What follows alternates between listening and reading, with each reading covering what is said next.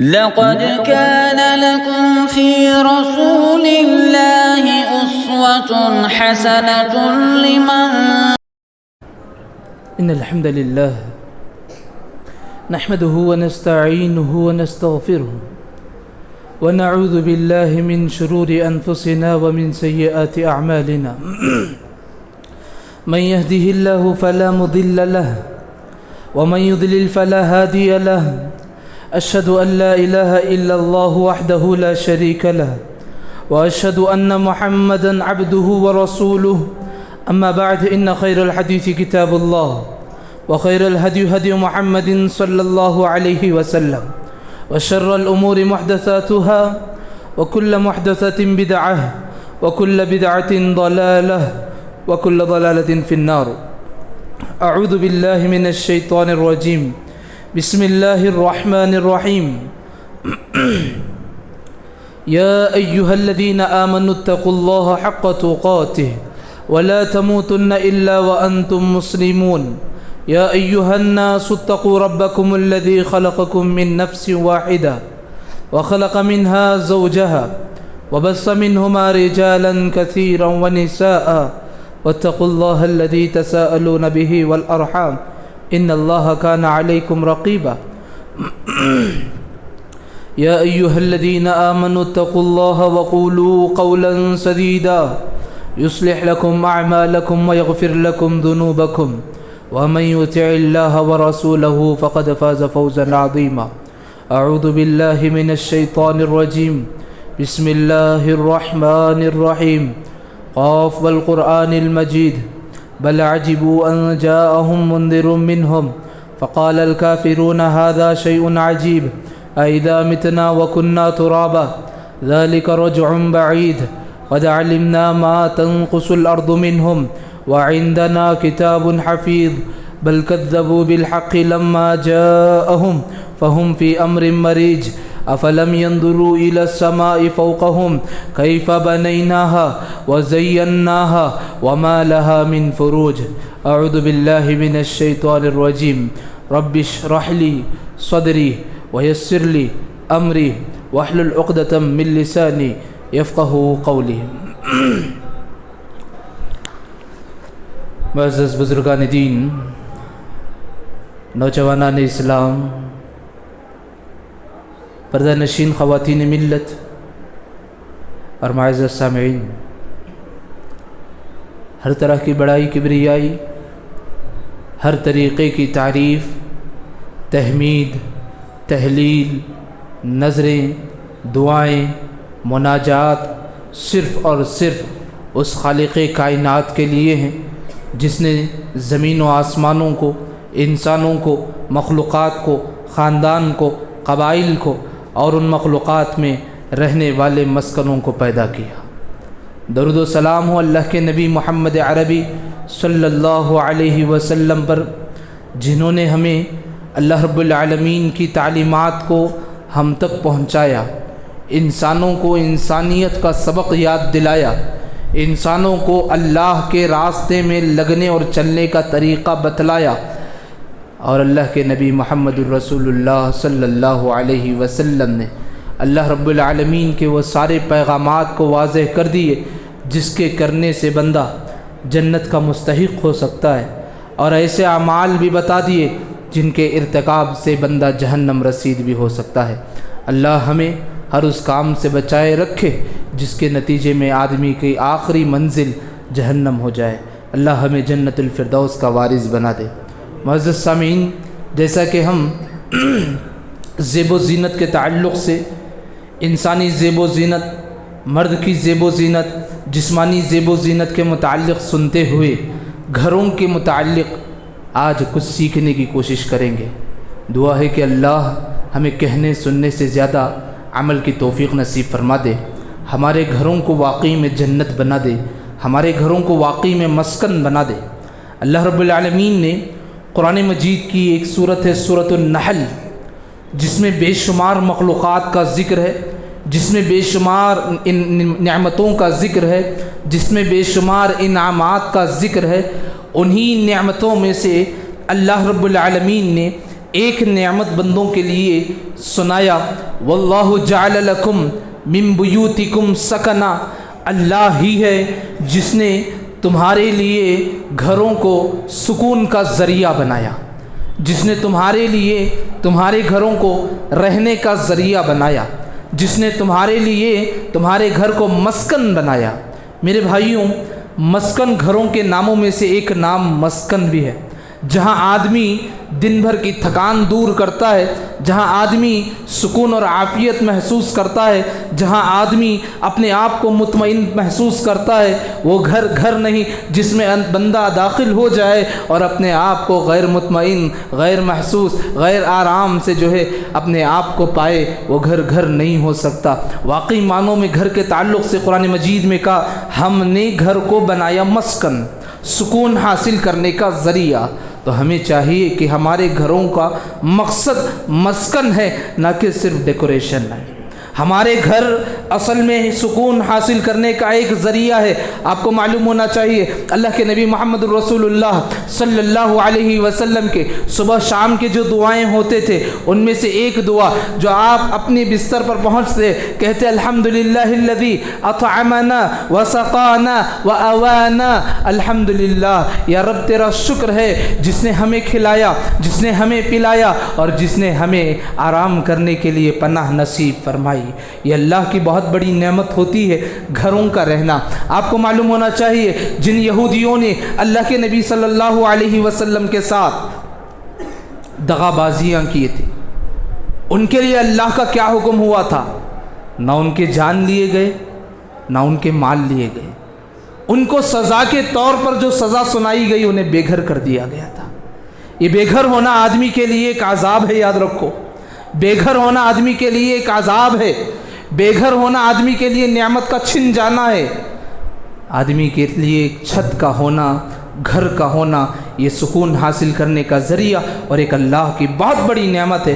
اسی دعا میں اللہ کے نبی محمد رسول اللہ صلی اللہ علیہ وسلم نے کہا الحمدللہ الذی اطعمنا وسقانا واوانا، اللہ تیرا شکر ہے جس نے کھلایا پلایا اور پناہ دی۔ فَكَمْ مِمَّنْ لَا كَافِيَ لَهُ وَلَا مُؤْوِي، کتنے ایسے لوگ ہیں جن کی کفایت کرنے والے کوئی نہیں، جن کے لیے آرام کرنے کے لیے چھت بھی میسر نہیں۔ اللہ اکبر، یہ اللہ کے نبی کی دعاؤں میں سے ایک دعا ہے۔ یاد رکھو جو چھت اللہ نے آپ کو دی ہے وہ اللہ کی بہت بڑی نعمت ہے، اور اس چھت کو یہ اللہ کی نعمت سمجھنی چاہیے، امانت سمجھنی چاہیے۔ آپ چاہے جتنے رقم جتنے پیسے دے کر کے اس گھر میں رہتے ہو یا گھر خرید لیے ہو، پھر بھی وہ صرف اس کی چابیاں آپ کے ہاتھوں میں ہیں، لیکن حقیقتاً اللہ رب العالمین ہے جو تمہیں گھروں کو جو ہے میسر کیا ہے۔ اپنے آپ کو یہ غرور، یہ تکبر ہرگز نہ کریں کہ میں اپنے بل پر جو ہے یہ گھر خریدا ہوں، میں اپنے بل پر فلاں چیزیں لیا ہوں، جو کچھ دے رہا ہے اللہ رب العالمین دے رہا۔ یاد رکھو یہ اللہ کی نعمتیں ہیں، ان نعمتوں سے دغا بازیاں کریں گے اللہ رب العالمین کا عذاب دیکھنے کے لیے دور نہیں ہے۔ یاد رکھو۔ چلو اسلامی تعلیمات، اسلامی گھر ہوتے کیسے تھے؟ آج ہمارے پاس اینٹ پتھر گارے ساری چیزوں سے بڑی بھاری جو ہے عمارتیں موجود ہے۔ نبوی دور میں یہ دستور نہیں تھا، گھروں کا اتنا مستحکم نظام نہیں تھا۔ دو چار پتھروں کو جوڑ لیے اور پھر جو ہے مٹی سے لیپ کر کے دیوار کو سجا لیے اور کھجور کے چند پتے جس سے چھت بنا لیے، یہی گھر کا دستور تھا۔ یہی وہ مضبوط گھر تھے جو نبوی دور میں ہوا کرتے تھے۔ اور آپ کو یہ بات بتا دوں، یہ وہ گھر تھے جو حقیقتاً جس کے چھت کھجور کے پتوں سے بنے ہوئے تھے، لیکن اس گھروں میں آنے والا غیر مسلم اسلامی شعار دیکھ کر کے، اسلام مزاجی دیکھ کر کے وہ بھی اسلام قبول کر لیتا تھا۔ آپ کو معلوم ہونا چاہیے مدینے میں کوئی قید خانہ نہیں تھا۔ مدنی جو دور تھا، اللہ کے نبی صلی اللہ علیہ وسلم مکے سے مدینہ ہجرت کیے، مدینے میں جہاں اسلامی حکومت مملکت جو ہے مستحکم ہوتی گئی، وہاں کوئی قید خانے کا رواج نہیں تھا۔ یا تو قیدیوں کو مسجد نبوی میں باندھتے تھے، اگر کوئی جنگوں میں زیادہ قیدی آ جاتے ان قیدیوں کو صحابہ آپس میں بانٹ لیا کرتے تھے۔ اور یقین مانیے یہی وہ قیدی ہیں جو چند لمحے کیا صحابہ کی زندگیوں کو دیکھے، گھریلو ماحول کو دیکھے مشرف اسلام بھی ہو گئے۔ کیا واقعی میں آج ہمارے گھر ویسے ہیں؟ ہم اپنے آپ کو مسلمان تو ضرور کہتے ہیں، کیا ہمارے گھر اسلامی گھر ہے؟ کیا ہمارے گھروں میں وہ کام ہوتے ہیں جو اللہ کے نبی محمد عربی صلی اللہ علیہ وسلم کے گھروں میں ہوتے تھے اور ان سے تربیت پانے والے صحابہ میں ہوتے تھے؟ ہمارا گھر ہے، ہم اپنی منمانی سمجھتے ہیں، ہے حقیقت کڑوی ہے لیکن حقیقت ہے، یاد رکھو۔ یہ بات سننے کو بہت گراں گزرتی ہے لیکن حقیقت ہے، یاد رکھو۔ یہ گھر اللہ کی دی ہوئی نعمت ہے، ان گھروں میں وہی کام کرو جو اللہ کے نبی نے تمہیں حکم دیا ہے، ان کاموں سے رک جاؤ جن کے اللہ کے نبی نے روکا ہے۔ ہمارے گھر کیسے ہونے چاہیے؟ سب سے پہلی چیز، اپنے گھروں کو اسلامی ماحول بناؤ۔ سب سے پہلی چیز وہ چیزیں ہم جانیں گے کہ اسلامی گھر ہوتے کیسے ہیں۔ اپنے گھروں کو اسلامی گھر بناؤ۔ اسلامی گھر بنانے کے لیے بنیادی چیز، آپ موحد ہو، اللہ پر آپ کا ایمان ہو، آپ کے گھر والوں پر بھی ایمان ہو کہ خالق کائنات رب العالمین پر کامل یقین ہو۔ اللہ رب العالمین نے کہا یا ایھا الذین آمنوا قوا انفسکم، تم اپنے آپ کو جہنم کی آگ سے بچا لو، واہلیکم، اور ساتھ ہی ساتھ اپنے گھر والوں کو بھی آگ سے بچا لو۔ ہم علم کے لیے مسجد آتے ہیں، سیکھنے کے لیے مسجد آتے ہیں، علماؤں سے ہمارا روابط رہتا ہے، ہم سب کچھ کرتے ہیں، لیکن کیا مجال کہ ہمارے گھر کی خواتین کو علم دین سے آشنا کرے؟ ہمارے گھر کی بچیوں کو دین سے دور رکھنے کی یہ خود ہم سازش کرتے ہیں۔ وجہ یہ کہ کہیں فتنے کے خدشے سے، فساد کے ڈر سے اللہ حفاظت فرمائے۔ میرے بھائیوں یاد رکھو، آپ علم دین سیکھ رہے ہیں، آپ پر ضروری ہے کہ آپ کی بیوی اگر نابلد ہے، جاہل ہے، دین علم سے واقف نہیں ہے، آپ پر ضروری ہے کہ اسے دین کی سمجھ دے، دین کا علم عطا کرے، دین کے لیے اس کے لیے کوشش کرے۔ آپ کی بچیاں ہیں، آپ پر ضروری ہے کہ ان بچیوں کو دینی تعلیم سے آشنا کروائے۔ بچے ہیں، آپ پر ضروری ہے کہ دینی تعلیم سے آشنا کروائے۔ یہ آپ کی ذمہ داری ہے۔ اللہ کے نبی محمد رسول اللہ صلی اللہ علیہ وسلم نے کہا ہر مسئول پوچھا جائے گا، کلکم مسئول عن رعیتہ، جسے بھی اللہ نے جو دیا ہے اس کے بارے میں اللہ حساب لے گا، یاد رکھو۔ اسی لیے اللہ سے ڈرو۔ پہلی چیز یہ کرو، اپنے گھروں کو اسلامی گھر بنانے کی کوشش کرو۔ اسلامی گھر بنانے کے لیے ہمیں کیا کچھ کرنا ہے؟ وہ سارے شرکیہ چیزوں کو گھر سے دور کرنے کی کوشش کرو۔ کتنے ہیں ہمارے گھروں میں شرکیہ کام، شرکیہ باتیں، شرکیہ فتنے، شرکیہ فساد پھیلانے والے؟ بہت ساری چیزیں ہیں۔ بسا اوقات انسانوں کے جسم بنے ہیں، بسا اوقات ہمارے گھروں میں بعض ایسی چیزیں ہیں جو شرکی کاموں کی طرف جو ہے ہمیں رہنمائی کرتے ہیں۔ انشاءاللہ خطبے کے آخر میں ہم وہ باتیں سیکھیں گے کن کن چیزوں سے ہم اپنے گھروں کو پاک کرنا ہے۔ پہلے ہم اپنے گھروں کو بنائیں گے کیسے؟ اللہ کے نبی محمد رسول اللہ صلی اللہ علیہ وسلم نے کہا تم اپنے گھروں کو قبرستان نہ بناؤ، تم اپنے گھروں کو قبرستان نہ بناؤ۔ اور اسی حدیث کا پہلا ٹکڑا یہ ہے کہ تم اپنے گھروں کو قبرستان نہ بناؤ کہ تم اپنی بعض نمازیں گھروں میں ادا کرو۔ اس کا یہ مطلب نہیں کہ جو ہے فرض نمازیں گھروں میں ادا کرنا، مردوں کے لیے تعلیم ہے یہ۔ بعض نمازیں، نفل نماز، وتر نماز، سنت بھی اگر ہو سکے، بعض نمازیں اپنے جو ہے گھروں میں ادا کرو، اور اپنے گھر کو قبرستان نہ بناؤ۔ اور اپنے گھر کو قبرستان بنانے سے بچانا ہے، سورۃ البقرہ کی تلاوت کیا کرو۔ میرے بھائیوں، گھر کو مثالی گھر بنانے کے لیے بہت سارے احادیث ہیں، ضمنی طور پر ہم ایک ایک پوائنٹ سن کر کے آگے بڑھیں گے۔ اپنے گھروں کو قبرستان بنانے سے بچانا ہے، یاد رکھو اس گھروں میں ذکر و اذکار کی پابندی کرو، نماز کی پابندی کرو، قرآن مجید کی تلاوت کرو، سورۃ البقرہ کی تلاوت کرو، سورۃ البقرہ زور سے پڑھنے کی کوشش کرو، اور اپنے گھروں کو انتخاب کرتے ہو ایسی جگہوں پر انتخاب کرو کہ مسجد میں اذان ہو اور اس اذان کی آواز آپ کے گھروں کے کمروں تک آئے۔ گھروں کا انتظام ایسا کرو کہ مسجد میں ہونے والی اذانیں آپ کے گھروں کے کمروں تک آئے۔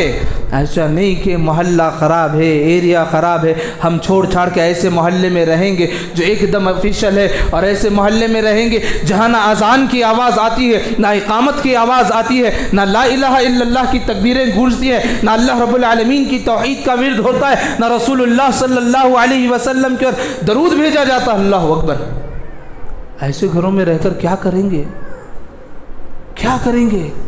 کتنے واقعات ایسے ہیں جو صرف محلوں کے ڈر سے لوگ ہجرت کرتے ہیں، کاش ان کا ہجرت کرنا صرف دینی علم کے لیے، اسلام کے لیے ہوتا تو بہت اچھا ہوتا. نہیں، لوگوں میں اسٹیٹس کے لیے ہجرت کرتے ہیں. نتیجہ کیا ہوتا ہے؟ ان کے بچے اللہ رب العالمین کی تعلیمات سے دور ہو گئے، رسول اللہ صلی اللہ علیہ وسلم کے پیغامات سے دور ہو گئے، قرآن مجید کی تعلیمات سے دور ہو گئے. ہاں، ہم قرآن کی تعلیم دے رہے، کیا دے رہے؟ رسماً بچے کو کوئی آتا ہے پڑھا کر کے چلا جاتا ہے، بس یہی تعلیم ہوتی ہے.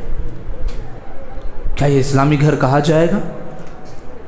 اسلامی گھر، اسلامی ماحول ہم دے رہے ہیں؟ نہیں بھائی، یہ المیہ ہے ہمارے معاشرے کا. اللہ ہماری حفاظت فرمائے. مانا کہ پورا ڈی جے ہلی گناہوں سے، برائیوں سے بھرا ہوا ہے، لیکن اللہ کا شکر ہے 5 وقت پورا محلہ اذانوں سے گونجتا ہے. الحمدللہ، یہ اللہ کی بہت بڑی مہربانی ہے. اسی طریقے سے اپنے گھروں کو دینی ماحول بناؤ، اپنے گھروں کو مرکز بناؤ. اصحاب رسول صلی اللہ علیہ وسلم، ام عمارہ رضی اللہ عنہ، کتنے ایسے واقعات ہیں جو اپنے گھروں کو دینی تعلیم کا مرکز بنا لیے تھے. دینی تعلیم کا مرکز. صحابہ کو آزادی سے کہیں سیکھنے موقع نہیں ملتا، ایک گھر متعین کر لیتے، اس گھر میں سارے اصحاب فلاں وقت میں جمع ہوتے، دینی تعلیم سیکھتے، اور سب الگ الگ ہو جاتے، مصروفیات میں لگ جاتے. جو کچھ سیکھے ہیں دوسروں کو بتانے کی کوشش کرتے، اور جو دوسرا سیکھتا ہے تیسرے کو بتاتا ہے. یہیں سے جو ہے پورے دعوت کا کام شروع ہوا تھا میرے بھائی. کئی ایسے گھر ہیں جن گھروں سے اسلامی تعلیمات پھوٹتے ہیں. کہ ہمارے گھر ہیں ویسے؟ نہیں ہے، نہیں ہے. حقیقت بول رہا ہوں، حقیقتاً نہیں. ہمارے گھروں میں ٹیوشن چلے گا، ہمارے گھروں میں دینی تعلیم کو چھوڑ کر کے ساری چیزیں چلیں گی، لیکن صرف دین کی باتیں چھوڑ کر کے ساری چیزوں کو ہم اپنے گھروں کی اجازت دے دیتے سوائے دین کا کام کرنے کے لیے. اللہ حفاظت فرمائے. ہمارے مسلمان بھائیوں کے دلوں میں ہمت حوصلہ دے. کہتے ہیں کہ ہم گھر میں کچھ دینی پروگرام کریں گے تو ہمارے اوپر انکوائری آئے گی، فلاں چیکنگ آئے گی. کیا ڈر ہے جی آپ لوگوں کو؟ دین کا مرکز بناؤ اپنے گھروں کو. اور یاد رکھو، آپ اپنے گھروں کو دین کا مرکز بنائیں گے، محلے والوں کو سدھارنے کی آپ فکر کریں گے. محلے والوں کو اس کا فائدہ ہوتا ہو نہ ہو کچھ فرق نہیں، لیکن آپ کا گھرانہ جو ہے سدھر جائے گا. یاد رکھو، آپ کے بچے بچیاں سنور جائیں گی. دین کیا ہے، توحید کیا ہے، عقیدہ کیا ہے، اسلام کیا ہے، عبادات کیا ہے، معاملات کیا ہے، معاملات میں کیا جائز ہے کیا ناجائز ہے، کن سے ملنا ہے کن سے نہیں ملنا، کیا پردہ کرنا ہے، پردے کے احکام، ساری چیزیں جو ہے لوگ سے سیکھ کر کے چلے جائیں گے. سب سے پہلا فائدہ آپ کے گھروں کے افراد، آپ کے گھر کے بچے اور بچیاں سیکھنے لگ جائیں گے. یاد رکھو، اور جتنے لوگ آپ کے گھر سے سیکھ کر کے جائیں گے، اللہ کے نبی محمد رسول اللہ صلی اللہ علیہ وسلم نے کہا، من دل علی خیر فلہ مثل اجر فاعلہ، جو کسی کو صحیح بات کی طرف رہنمائی کرتا ہے، عمل کرنے والے کو جتنا ثواب دیا جائے گا، رہنمائی کرنے والے کو برابر ثواب دیا جائے گا. کوشش کرو اپنے گھروں کو دین مزاج بنانے کی. اپنے گھروں میں وہ ماحول بناؤ جو اسلامی ماحول ہے. اپنے گھروں میں پردے کا جو سسٹم ہے اس کو رائج کرو. پردے کے جتنے احکامات ہیں اپنے بچوں کو بچیوں کو بتاؤ. گھروں میں لٹکاؤ پردے. پردوں کے آداب کے تعلق سے ہمیں یہ بات یاد رکھنی چاہیے، ہم اپنے گھروں میں پردے یا تو سرے سے نکال پھینکتے ہیں یا پردے لٹکاتے ہیں. پردوں کے تعلق سے یہ بات یاد رکھو، گھروں میں پردے لگا رہے، کپڑا ہے، کوشش یہ کرو کہ ان پردوں میں کوئی بھی نقش و نگار نہ ہو. کوشش یہ کرو کہ جانور پرندے، کسی انسان جانور پیر ولی کی تصویر اس پردے میں نہ ہو. کوئی بستر ایسا نہ ہو جس پہ کسی کی تصویر ہو، کوئی تکیہ ایسا نہ ہو جس میں کسی کی تصویر ہو. کوشش یہ کرو آپ کے گھر کے سارے چیزوں سے جو ہے تصویر کو ہٹانے کی. پردے کی بات جیسے ہی ہم کرتے ہیں، ماشاءاللہ پردہ ہم دیکھتے ہیں لیکن معلوم نہیں کہ پردہ کیسا لگانا ہے. سیدھا سادہ لگاؤ، ایسا پردہ لگاؤ جیسے کہ جو ہے درمیان میں کوئی حائل ہو. بڑا عجیب مسئلہ ہے پردے کا بھی. پردے کا جیسا ہی ہم پردے کی بات سنتے ہیں، پردے میں بھی اسٹائل آ گیا. کوئی نیٹ کا پردہ لگاتا ہے، کیا فائدہ ہے نیٹ کے پردے میں؟ نکال کر کے پھینکو. اس پردہ لگانے سے بہتر ہے بے پردہ ہونا. نیٹ کا پردہ کیا فائدہ ہے؟ اور ایسا پردہ لگاتے ہیں یہاں کی چیزیں وہاں، اندر کی چیزیں باہر، باہر کی چیزیں اندر نظر آتی. غلط ہے بھائی.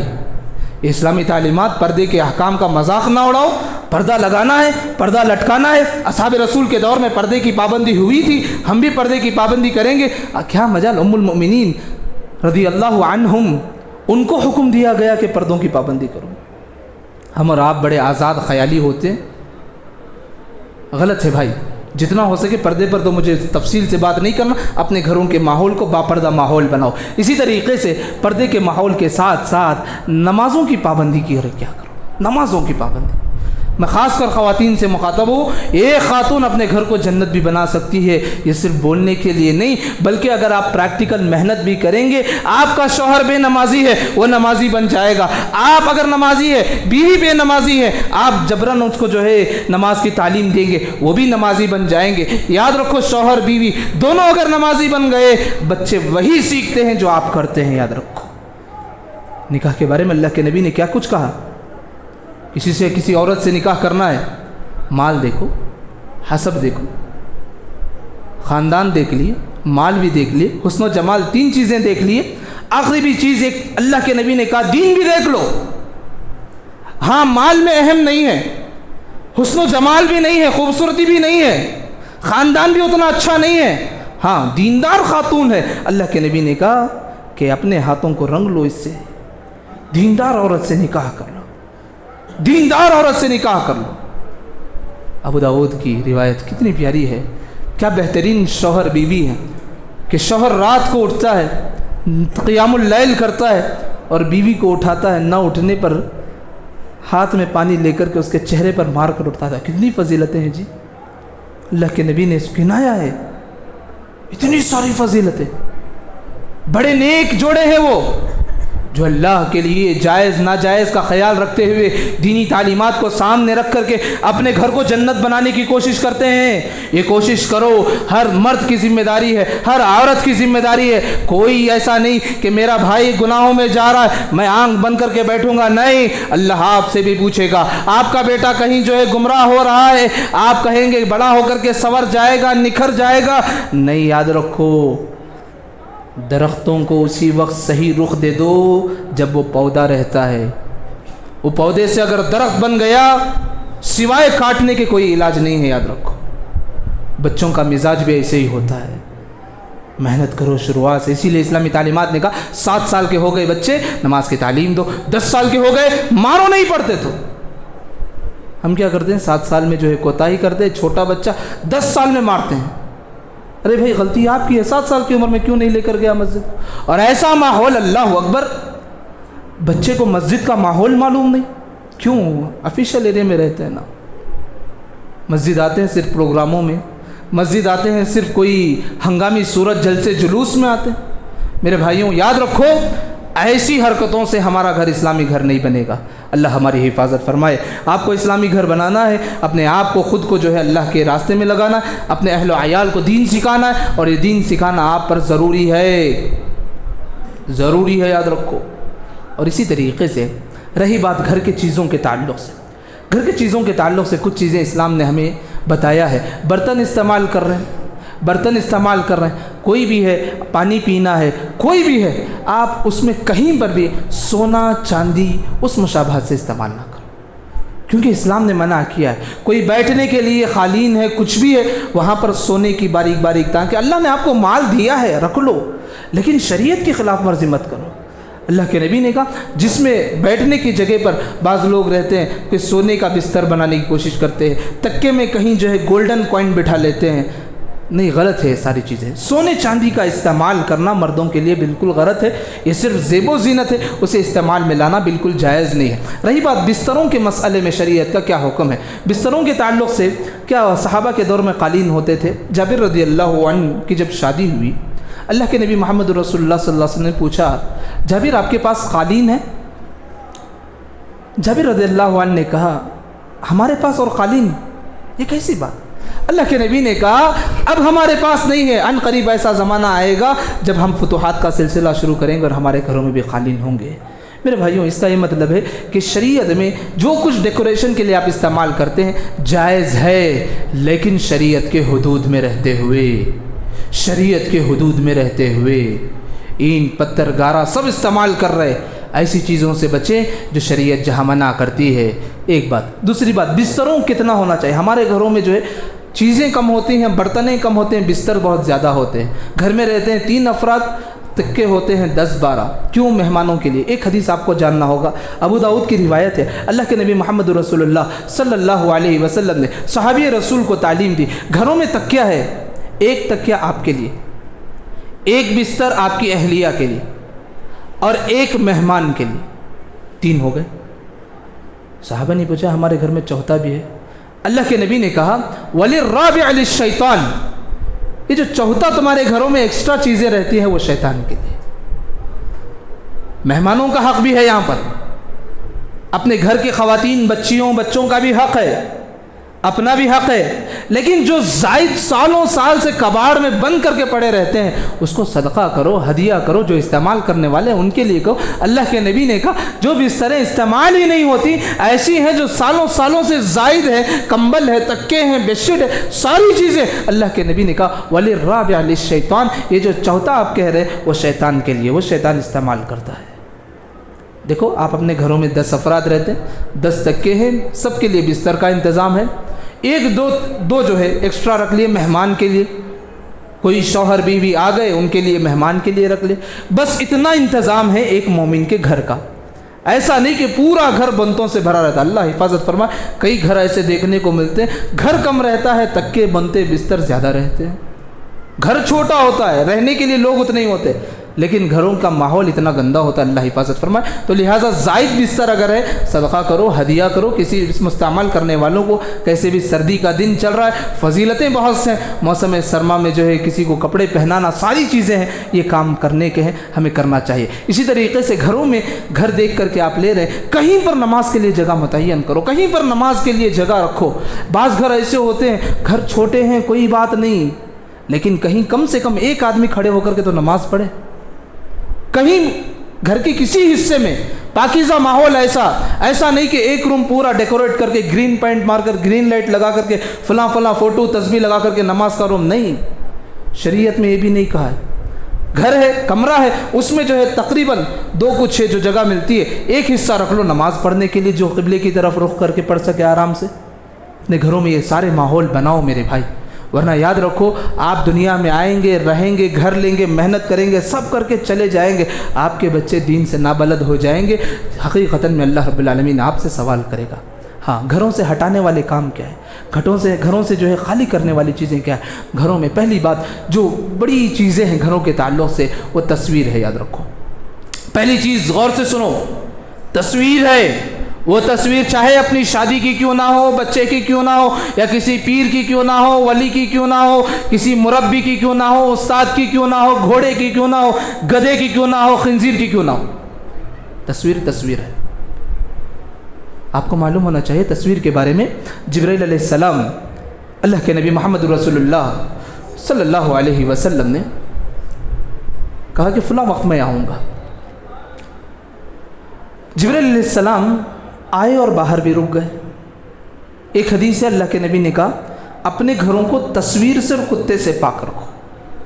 2 چیزیں ہیں, کتے سے اور تصویر سے, دونوں سے ہمیں اپنے گھر کو پاک کرنا ہے.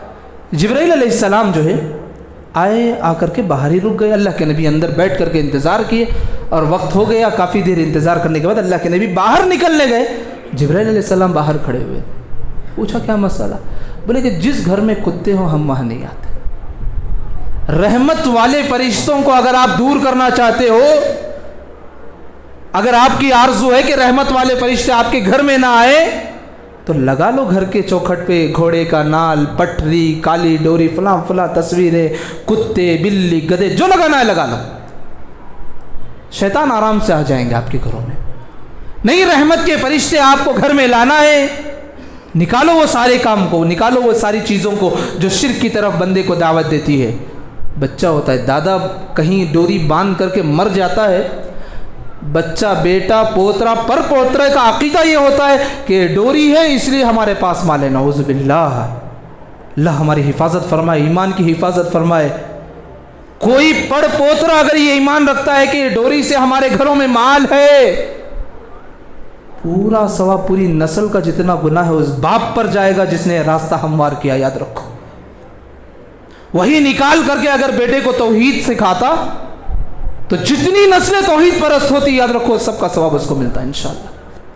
پہلی چیز اپنے گھروں سے یہ بیہودہ جانور کتے فلاں فلاں جو بھی ہم پالنے کی کوشش کرتے ہیں بچوں، ہاں شریعت میں کتے پالنے کے بارے میں حکم ہے، ہاں کوئی مالدار ہے بہت ہے شکاری کرنے کے لیے جاتا ہے نگرانی کے لیے رکھ رہا ہے، 3 ہی ریزن ہے کتوں پالنے کے لیے، ایک نگرانی کے لیے، دوسرا جو ہے زراعت کی چیزیں کچھ ہے، مال کچھ ہے، سرمایہ ہے اس کی حفاظت کے لیے، یا کوئی شکاری کرتا ہے وہ اپنا کتے کو باندھ کر کے رکھتا ہے، بس اتنا ہی۔ یہ شوق کے لیے پالنا ہے سب بالکل جو ہے درست نہیں ہے۔ رہی بات بعض لوگوں کے سوال یہ ہے کبوتر مچھی طوطا مینا یہ سب پالنا کیسا ہے؟ دیکھو بھائی، اللہ کے نبی محمد رسول اللہ صلی اللہ علیہ وسلم کے دور میں ایک چھوٹا سا بچہ رو رہا تھا، روزانہ اللہ کے نبی صلی اللہ علیہ وسلم اس کو کھلاتے تھے، ہنساتے تھے، بات چیت کرتے تھے، لیکن ایک دن بڑا افسردہ تھا وہ گئے اللہ کے نبی کچھ بات کیے لیکن پھر بھی خاموش۔ اللہ کے نبی نے ان کی والدہ سے دریافت کیا مسئلہ کیا ہے؟ بولے کہ آج اس کی جو چڑیا تھی چھوٹی سی وہ مر گئی۔ اللہ کے نبی نے منع کی، نکل گئے وہاں سے۔ دیکھو بھائی، اس چھوٹی سی حدیث سے بات اتنی تو معلوم ہوتی ہے کہ یہ ساری چیزیں ہم اپنے گھروں میں پالتے ہیں تو پال سکتے ہیں۔ دوسری حدیث، اگر ہم پال رہے ہیں لیکن انہیں تکلیف دے رہے ہیں، طوطا پال رہے ہیں پروں کو کاٹ کر کے اندر چھوڑ دیے، نہ کھانا دے رہے ہیں نہ پانی دے رہے ہیں، تکلیف میں رکھے ہوئے ہیں، بلی پال رہے ہیں باندھ کر کے رکھ دیے ہیں، کوئی بھی مچھلی پال رہے ہیں غذا مہیا نہیں کر رہے، باندھ کر کے تکلیف سے بھوک سے بل بلا رہا ہے۔ اللہ کے نبی کی حدیث سنو، جس حدیث میں اللہ کے نبی نے کہا بلی پالا کرتی تھی عورت، بھوک پیاس سے وہ بلی مر گئی، اس عورت کا مقام اور ٹھکانہ کہاں ہوا؟ جہنم۔ سب جانتے ہیں بات، اسی لیے آپ پال رہے ہیں ان کی ساری آسانی کی چیزیں مہیا کرو، کہیں وہ ایک شوق کے پیچھے اپنے جنت کو نہ گوا لو۔ یاد رکھو میرے بھائیوں، بہتر یہ ہے کہ وہ چیزوں میں نہ پڑے، یہ بہت بہتر ہے، ورنہ جو ہے ان کے انتظامات کے لیے وقت لگانا، ساری چیزیں کرنا بہت مشکل ہو جاتی ہے۔ اسی طریقے سے اپنے گھروں سے جو نکالنے والی چیزیں ہیں، ایک تو یہ بیہودہ جانور ہیں اور دوسرا تصویریں ہیں، تیسری چیزیں ہیں فتنے فساد۔ ہمارے گھر آج فتنے فساد بن گئے۔ ہم بہت سارے حدیثیں پڑھتے ہیں کہ چغل خور جنت میں نہیں جائے گا، دھوکہ دینے والا جنت میں نہیں جائے گا، تکبر کرنے والا جنت میں نہیں جائے گا، اور جنت میں روکنے والے، شراب میں لت پت ہونے والا جنت میں نہیں جائے گا، احسان جتلانے والا جنت میں، پورے حدیث ہے۔ کیا بھئی یہ سارے معاشرے کے واسطے ہے؟ آپ اور آپ کے گھر والوں کا جو معاملہ ہوگا اس کے لیے سارے احادیث۔ جب بھی حدیثیں ہم سنتے ہیں ہم باہر والوں پر قیاس کرتے ہیں، احسان جتلانے والا جنت میں نہیں جائے گا، ہم سوچتے ہیں باہر والوں پر احسان کیے، بیوی پر احسان کیا اور اگر احسان جتلاتا ہے یہ بھی اس زمرے میں آئے گا، یاد رکھو۔ عورتوں کے بارے میں کہا کہ اللہ کے نبی صلی اللہ علیہ وسلم نے کہا کہ سب سے زیادہ جو ہے عورتیں جہنم میں جائیں گی، اور مثال دے کر کے کہا کہ جو کووں میں جو پورے کووں کا جھنڈ تھا اس میں سے ایک کوا تھا جس کے جو ہے ہونٹ اور پیر جو ہے چونچ اور پیر سرخ تھے، اللہ کے نبی نے کہا صرف اتنی عورتیں جنت میں جائیں گی، بقیہ جہنم میں۔ پوچھا گیا کیوں؟ بولے کہ یہ ناشکرہ کرتی ہیں، ناشکر گزار ہیں۔ بے شمار احادیث ہیں میرے بھائیوں، یہ سارے احادیث ہم باہر والوں کے لیے استعمال کرتے نہیں، سب سے پہلے ان احادیث پر عمل کرنا یہ ہمارے گھر والوں کے لیے۔ دھوکہ نہیں دینا، باہر والوں سے تو بچتے ہیں، گھر والوں کو دھوکہ دیتے، غلط ہے۔ ساری چیزیں مجموعے اعتبار سے بول رہا ہوں، اخلاقی جتنی برائیاں ہیں، غیبت کا مسئلہ ہو، دھوکہ دہی کا مسئلہ ہو، حسد کا مسئلہ ہو، جھوٹ کا مسئلہ ہو، ساری چیزیں جو بھی ہو ہم اپنے گھروں کو پاک کریں۔ اور یاد رکھو بعض شیاطین ایسے ہوتے ہیں، کسی گھر کا مسئلہ ہمارے گھر میں آ کر بیٹھ کر گھنٹوں گھنٹوں بات چیت کرتے ہیں، چائے کا دورہ بھی چلتا ہے، کھانے کا نصب بھی چلتا ہے، نہ اس سے دنیا کا کچھ فائدہ نہ آخرت کا کچھ فائدہ۔ کسی گھر کا مسئلہ، لڑکا لڑکی کا مسئلہ، فلاں تجارت کا مسئلہ ہمارے گھروں میں حل ہوتا ہے، اور حل بھی نہیں ہوتا، ٹائم پاس ہوتا ہے بس۔ یقین مانیے اپنے گھروں کو ایسی چیزوں سے پاک رکھیے جس سے جو ہے اللہ رب العالمین کی رحمت کے فرشتے دور ہوتے ہو، اللہ رب العالمین کے نیک بندے دور ہوتے ہو۔ اپنے گھروں کو جو ہے اسلامی گھر بنائیے، یہی حقیقت میں گھروں کے زیب و زینت ہے، ورنہ گھر چاہے کتنا بھی خوبصورت کیوں نہ ہو لیکن اندر صرف فتنے فساد رہے، وہ گھر گھر نہیں کہلایا جائے گا، فتنوں کا اڈا کہلایا جائے گا۔ اللہ سے دعا کرو یا میرے رب ہمارے گھروں کو زیب و زینت سے آراستہ کر دے، ان ساری تعلیمات تعلیمات سے ہمارے گھروں کو مزین کر دے جو اللہ کے رسول صلی اللہ علیہ وسلم نے ہمیں تعلیمات فراہم کیے، ان چیزوں سے بچا کر کے رکھ لے یا رب العالمین جن کے ذریعے سے اللہ کے نبی نے ہمیں روکا ہے۔ ہمارے گھروں کو قبرستان بننے سے، شیاطین کے اڈے بننے سے اللہ ہمارے گھروں کی حفاظت فرمائے، آمین یا رب العالمین۔ بارک اللہ لنا ولکم فی القرآن العظیم ونفعناکم بالآیات والذکر الحکیم، انہ تعالی جواد کریم ملک بر رؤوف ورب حلیم۔